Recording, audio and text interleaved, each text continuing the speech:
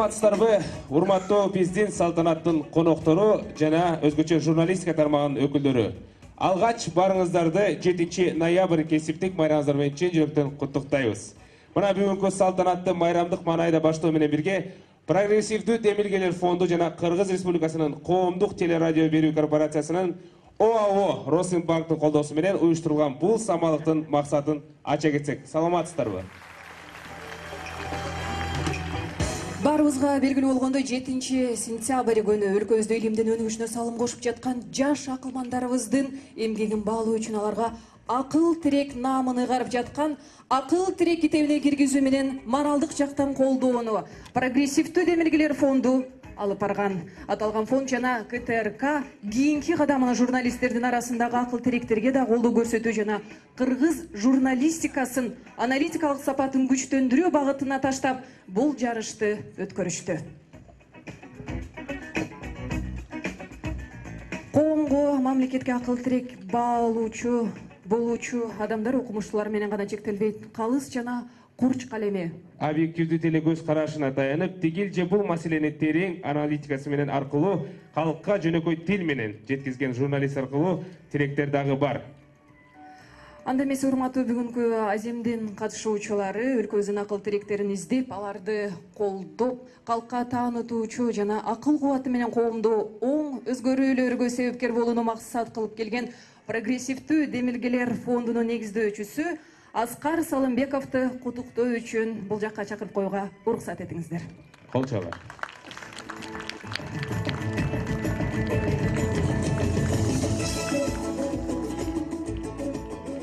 Бүгүн биз ушул залда биздин Кыргызстандын массалык маалымат каражаттарынын күнүн белгилеп коелу деп чогулуп отурабыз. Майрамга биз акыл тирек журналисттерди табалычы деген алдыбызга ушундай бир план коюп, коомчулукка кайрылып, журналист жана массалык маалымат каражаттарынын редакцияларына кайрылып, элге кайрылып, ушундай бир мыкты журналисттерди табалычы.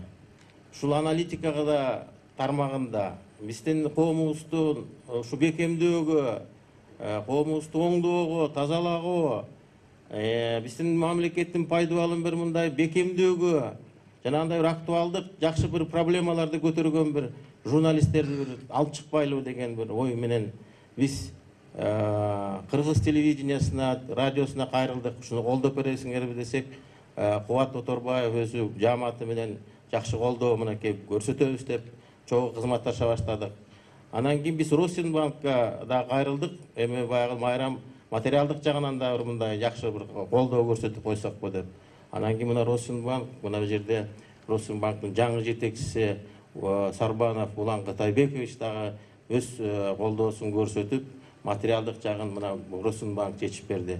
Ошону менен биз ошол идеялык жана биздин картабызга журналисттер 4-чү бийлик эң чоң мындай бир салымын кошот деген ой менен бүгүн ушул акыл тиректи журналистика тармагындагы кызматта жүргөн биздин калемгер адамдарыбызды тандап, өзүнчө бир жакшы объективный, бир атактуу, белгилүү биздин журналисттердин бир мындай комиссия түзүлүп, эл дагы өзү катышты, интернет аркылуу добуштар берилди. Анан бүгүн ушу 8 номинация менен силерге биз ошол сыйлыктарды тапшырып коелу деп чогулдук. Анда эмесе ошол иш чарага өтсөк деп ойлойм. Негизинен бүгүнкү сыйлык алуучу 31 журналисттин 27-си коюлган талаптарга ылайык сунушталган 62 кандидаттын арасынан тандалды. Ал эми бир журналист КТРК жана социалдык түндөр аркылуу кеткен жарыядан фонддун сайтындагы элдик пикир платформасынан жана СМС аймактардан келген каттардын негизинде тандалып алынды. Ошондой эле 3 журналист профессионалдуу калыстар тобунун сунуштарынын негизинде тандалды. Анда эмесе журналисттердин акыл тиректерин сыйлоо аземин баштап берүү максатында көч башы номинациясына ээ болгон журналисттерди сыйлоо үчүн албетте биздин ак сакалдарыбызды чакырып коюуга уруксат этиңиздер. Түгөлбай Казаков агайыбызды кол чабуулар менен Эсенбай Нурушев, Садыр Чекиров жана Кубан Мамбеталиев агайларыбызды кол чабуулар менен тосолалы. Келиңиздер агайлар. Ким, эгер кимдир бирөө сураса, ошо Кыргызстанда журналистиканын атасы, бадышасы ким десе, мен ушу Бай Чечекей журналын анын редактору Токтосун Самединов айтат элем. Белгилүү акын Бай Чечекей балдар журналынын башкы редактору, жазуучулар жана журналисттер союздарынын мүчөсү, балдар адабияты менен балдар басма сөзүн өнүктүрүүгө кошкон салым үчүн Тоголокмолдо атындагы сыйлыктардын лауреаты, Даңк медалынын жана Кыргыз Республикасынын эл акыны. Сорокина Зинаида Федоровна, Вечерний Бишкек гезитинин журналисти. Көптөгөн жылдан бери архитектура жана шаар куруу тармагындагы көйгөйлөргө арналган макалалардын үстүндө жигердүү иштеп келүүдө. Курч аналитикалык макалаларынын жыйынтыгында өкмөт алдындагы архитектура, кайра куруу жана турак жай коммуналдык чарба тармагындагы кадрдык алмашуулар болуп өткөн. Сорокина Зинаида Федоровна. Ажыканова Эльмира Асамбековна, КТРКнын Кыргыз радиосунда башкы редактордун орун басары. Баяндамачы, тарых табириги, Айтматов ааламы, адабият тарыхынан, көркөм окуу, түшүнүшүп кечиришели долбоорлорунун автору жана жетекчиси. Өзгөчө көркөм аналитикалык уктуруулардын жана адабият менен искусствонун маселелерине арналган маектерди угармандар тарабынан чоң кызыгууларды жаратып келет. Кол чабуулар агай эжелерге.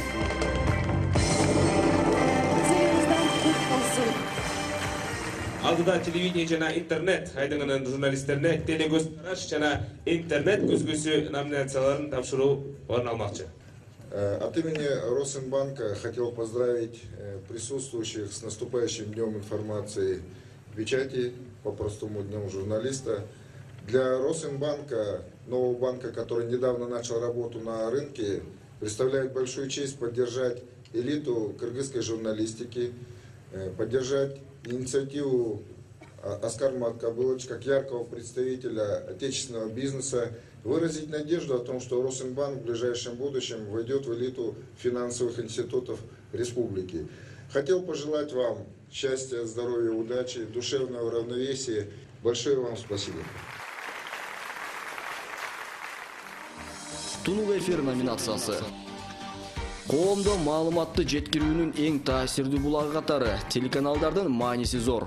Окуя жана маалыматтарды жандуу түрдө жеткиликтүү даярдап берүү менен телевидение көпчүлүк үчүн ыңгайлуу маалымат булагы болуп саналат. Мына ушул теле тармагында аналитикалык берүүлөрү, журналисттик иликтөөлөрү менен коомдун аң сезимин туура багытка буруп, калкты калыс маалымат менен камсыз кылып, журналисттик мүмкүнчүлүгүн маанилүү жана жаратман иштерге колдонуп келген мыкты журналисттер да аз эмес.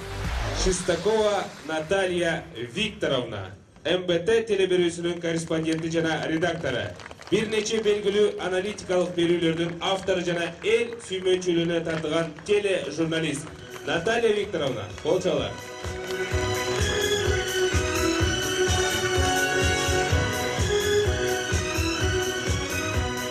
Пичурин Евгений Сергеевич, 5-чи канал маалыматы борборунун корреспонденти жана Кыргыз-Орус славян университетинин эл аралык журналистика кафедрасынын окутуучусу, Жайлоо, территория по следам пилигрима фотопрограммаларынын авторларынын бири жана алып баруучусу, Медиаполису коомдук бирикмеси тарабынан сунушталган. Пичурин Евгений Сергеевич.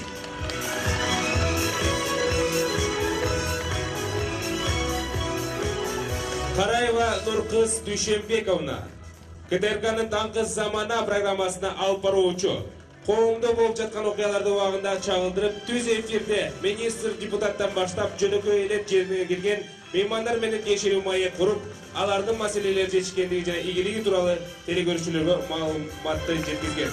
Нуркыз Дүйшенбековна. Татьяна Зандай кызы, ЛТР теле берүү компаниясындагы патриоттук руктагы биздин эл авторлук теле долбоорунун автору жана алып баруучусу, зор эмгектин артынан Салборун Федерациясынын өнүгүүсү жана улуттук оюндарды жайылтууда кошкон салымы үчүн диплом, грамота, медалдардын ээси.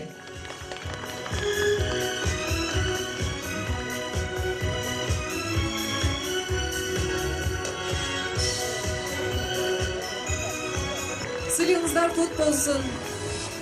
интернет бүзгүсү номинациясы. Мезгилдер алмашып, интернет технологиясынын тездик менен өнүгүүсү массалык маалымат каражаттарына дагы таасирин тийгизип, интернет айдыңын анын бир бутагына айлантты. Өлкөбүздө интернет колдонуучулардын санынын кыска аралыкта 3 миллиондон ашуусу интернеттин келечекте массалык маалымат каражаттарынын күчтүү бутагы боло турганын көргөзүп турат. Бул заманбап тармак маалыматты жеңил жана тез арада жайылтуу менен коомду ар тараптан мезгилден артта калтырбай келүүдө. Мына ушул интернет айдыңында коомубуздагы көйгөйдү көтөрүп чыгып, өз сунушун берип, туура сөздөн жазбаган, мезгилдин талабына жараша маалыматтарды жеткирип турган журналисттер да өзгөчө белгиленүүгө татыктуу. Бектур Искендер, Клоп Кейчи маалыматтык порталынын башкы редактору, алдыңкы катардагы журналист. Журналистика тармагында эл аралык деңгээлде окутуучу, Клоп аттуу журналистика мектебинин жетекчиси Бектур Искендер. Салютты тапшырып аткан Росинбанк ачык акционерлик коомунун төрагасы Улан Кытайбекович Сарыбанов. Тынаева Нурзат Самагановна, Кей-Ньюс маалыматтык агенттигинин парламенттик корреспонденти.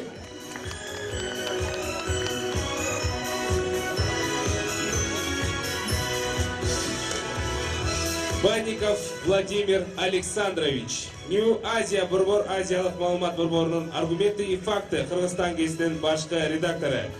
Макалалары экономика, политика жана маданият тармактарына багытталган маалыматты чагылдырууда өзгөчө көз караштары менен айырмаланган журналист Владимир Александрович. Тагаева Сүйүндүдү Асановна, Кабар улуттук маалымат агенттигинин тележурналисти. Тыянак аналитикалык ТВ программасында журналист. Бул программа республикада болуп жаткан саясий, экономикалык, социалдык, маданий жана башка орчундуу проблемаларды коомчулукка алып чыккан программа. Тагаева Сүйүндүдү Асановна. Сыйлыгыңыздар кут болсун.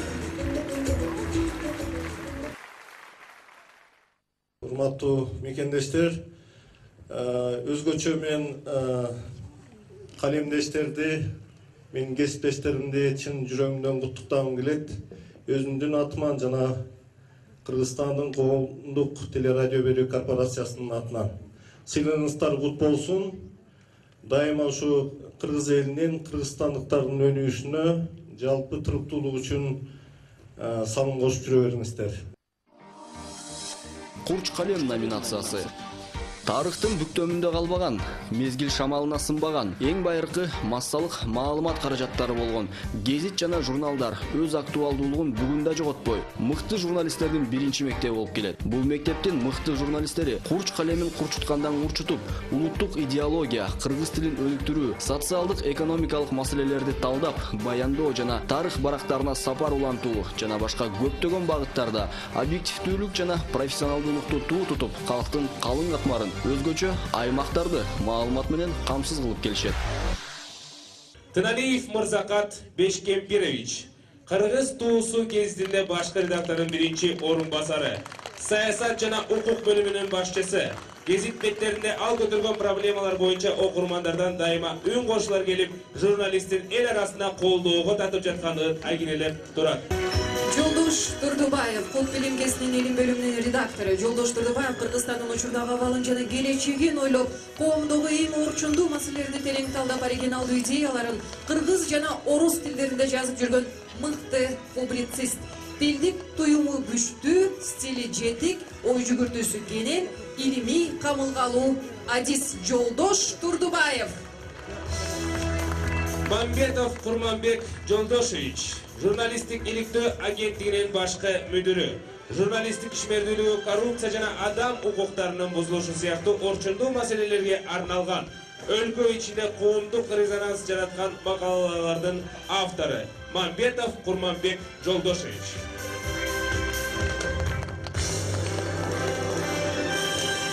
Азамат Кыязов, Ассалам Муфтият, жаңы багыт коомдук журналдарынын башкы редактору. Жарыяланган макалалары коомду алга сүрөгөн агартуучулукка үндөп, билимге, ынтымакка, биримдикке чакырат. Алардын негизинде билим, экономика, укук, спорт, курулуш тармактарындагы бир канчалаган көйгөйлөрдүн чечилүүсүнө салым кошулган.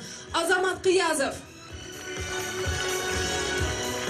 Ажиматов Заирбек Самаганович, жаңы агым гезитинин журналисти. Эртеңгин барбы Кыргызстан аттуу рубрикада коомчулуктун кээ бир чагымдарга алдырбоого чакырып, айрыкча дин коопсуздугу, улуттук идеология багытында зерек болууга үндөйт. Алтын көпүрө номинациясы. Керемет табиатка ээ болгон эгемендүү кыргыз жергесинин дүйнөлүк аренада аброюн көтөрүү, аны башка өлкөлөргө таанытуу, жетишкендиктери менен өзгөчөлүктөрүн жеткирүү максатында ар кыл маалыматтар менен дүйнө коомчулугун үзгүлтүксүз камсыз кылып келе жаткан журналисттер да бар. Чет жерде өлкөнү таанытып, дүйнөлүк аренада өлкө тууралуу жакшы маанай жана пикир калтырууга аракет кылып жаткан мындай журналисттер өлкө үчүн өзгөчө мааниге ээ. Мучкина Александра Александровна, Мир телеберүү компаниясында Кыргызстандагы телебаяндамачы. Рамис Мешедигасанлы, Алтын көпүрө Евразиялык журналынын жана Түркия эл аралык гезитинин башкы редактору, Кыргызстан жана кадырман кыргыз эли тууралуу маалыматты чагылдырган көптөгөн макалалардын автору Рамис Мешедигасанлы.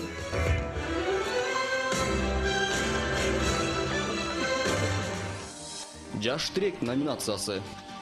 Кыргыз журналистикасына жаңы багыт, жаңы идея, жаңы дем кошкон жаңы муундун өкүлдөрү өзүнүн макала, уктуруу көрсөтүүлөрүндө уламыштуулап, үмүттү өчүрбөй, өз позициясы жана өзгөчө нукта берүүлөрү менен суусап турган коомубуздун моокумун кандырып, маалыматтарды жеткизип келген жаш журналисттер жаңыча көз караш менен улуу максаттарды коюп, акыйкатты жана калкка керектүү маалыматтарды чагылдырууну максат кылган жаш тирек журналисттер арбып жана күчтөнө берсин. Дүйшөнбаев Мирлан Папанович колчолор менен де-факто гезитинин баяндамачысы. Жаштарды тарыхты окуп үйрөнүүгө үндөгөн тарыхты билесиңби? Манас эпосы пропагандалап, жайылтууну максат кылган. Башкасы коюп банастайт, мамлекеттик тилди өсүп өнүгүүсүндө көмөк кылууну көздөгөн. Тилим менин досуң сенин деген сыяктуу туруктуу рубрикалардын автору. Шаршиев Искендер Шеримбекович, көз карандысыз аналитик, экономист, ишмердүүлүгү мамлекеттик башкаруу жана бизнес тармактарындагы маалымат системасын түзүүгө багытталган каржы анализи, юриспруденция, политология долбоорлорду иштеп чыгуу жана башкаруу, экономикалык журналистика багытындагы адис. Айтикеев Адилет Оңолбекович, Алиби гезитинин баяндамачысы. Тарых, экономика, саясат рубрикаларда ар кыл макалаларды жана маектерди даярдайт. Кыргызстандагы саясий элитанын, саясий чөйрөнүн ак карасын тааныганга аракет кылып, өзүнүн курч макалалары орунду ойлору менен айырмаланып келген журналист. Нечаева Елена Васильевна, 5-канал маалыматтык борборунун журналист, баяндамачысы. Майдан аналитикалык маалымат программасынын алып баруучусу, Күн дарек программасынын баяндамачысы, кыргыз тарыхына арналган бир нече даректүү тасмалардын автору Нечаева Елена Васильевна. Акаев Жанарбек Кубанычевич, Азаттык медиа борборунун журналисти, бир нече жыл эң мыкты теле алып баруучу намынын ээси Акаев Жанарбек Кубанычевич. Кундуз Авашева, Манас ФМ радиосунун продюсери, Алтын микрофон, инсан, музыка сизди чакырат маданият майданында, булуттар үстүндөгү маек, студенттик шаарча, шаамдуу кеч, жана башка ушул сыяктуу уктуруулардын автору, алып баруучусу жана ошондой эле продюсер.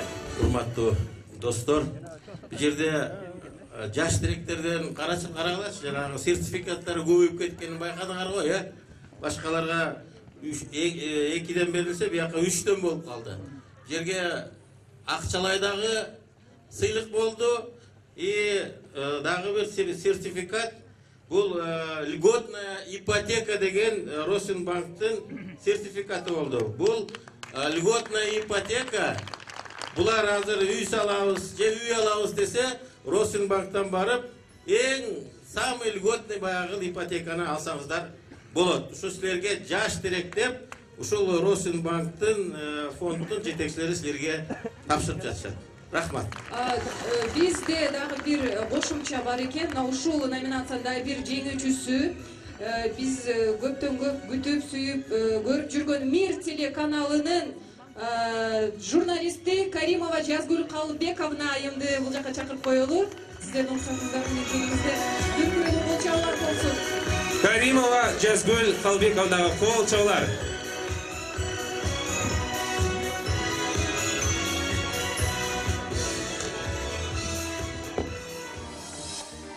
эл сүймөнчүлүгү номинациясы.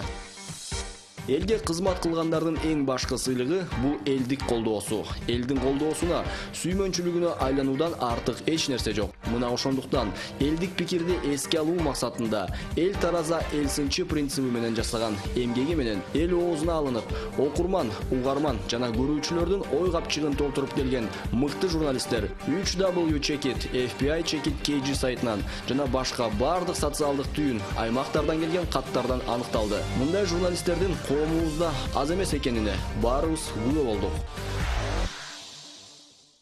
Ахмедова Назира Мамаджанова, Ала Тоо маалымат программасынын корреспонденти. Ишмердүүлүгү кыргыз коомунда орун алган ар кандай көйгөйлөргө арналган, маселен экономика, политика, социалдык жана маданият тармактары, медицина тармагында курч маселелерди жигердүү пропагандалоо жана ийгиликтүү жыйынтыктарга жетишкендиги үчүн саламаттыкты сактоо отличники аттуу наам ыйгарылган. Кадырман калем номинациясы.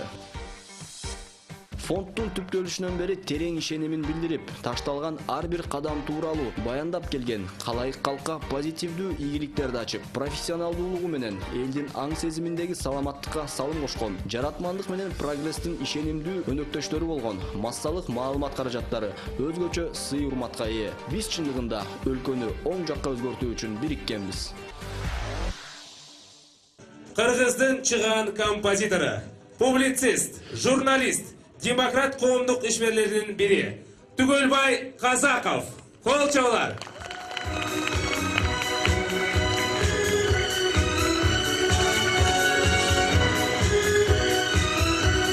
Өзгөчө кол чабуулар болсун, урматтуулар, бириңиздер. Публицист, аналитик Эсенбай Нурушев.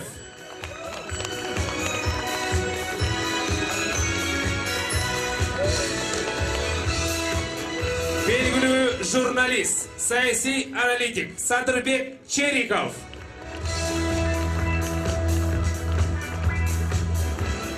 Кубан Мамбеталиев, белгилүү журналист, публицист, аналитик Кубан Мамбеталиев. Начеркин Вадим, дело номер газетинин журналисти.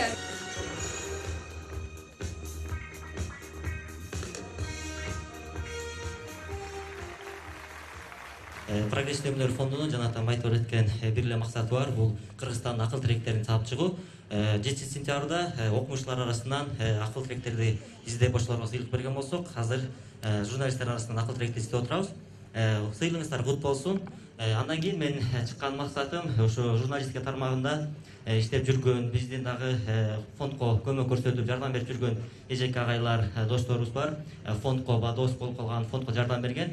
Булардын эң жардамы, эң башкы жардам бул акыл тиректерди чыгарууда болду. Мына ушул медиа партнерлорубузга да сыйлык берип кол дегенбиз. Себеби акыл тиректерди издеп атканда мына эл билиш керек, угулуш керек. Мына ушул жактан бизге жардам берип жаткан кишилер бар, уюмдар бар. Мына ошолорго сыйлык берип койсун.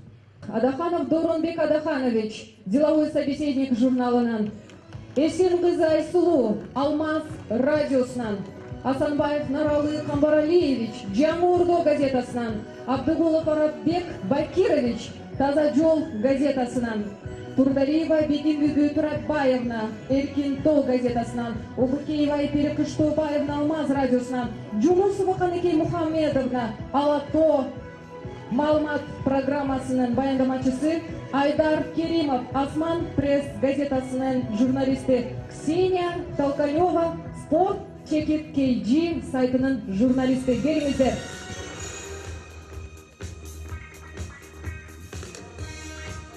Андемесе фондун өнөктөштөрүнө ыраазычылык билдирүү үчүн албетте Аскар Маткабуловичти дагы бир ирет чакырып коюуга уруксат этиңиздер дагы. Коомдук телерадио берүү корпорациясынын башкы директору Отурбаев Кубат Табалдиевичке ыраазычылык. Отурбаев Кубат Табалдиевичке чоң ыраазычылык. Росинбанк жабык акционердик коомунун төрагасы Сарбанов Улан Кытайбековичке дагы чоң ыраазычылык билдиребиз. Сарбанов Улан Кытайбекович. Энесай фольклордук ансамблинин негиздөөчүсү жана жетекчиси Курмангазы Азыкбаев агайыбызга дагы бир жолу келе жаткан кесиптик байрамыңыздар менен чын жүрөктөн куттуктайбыз. Бар бололу.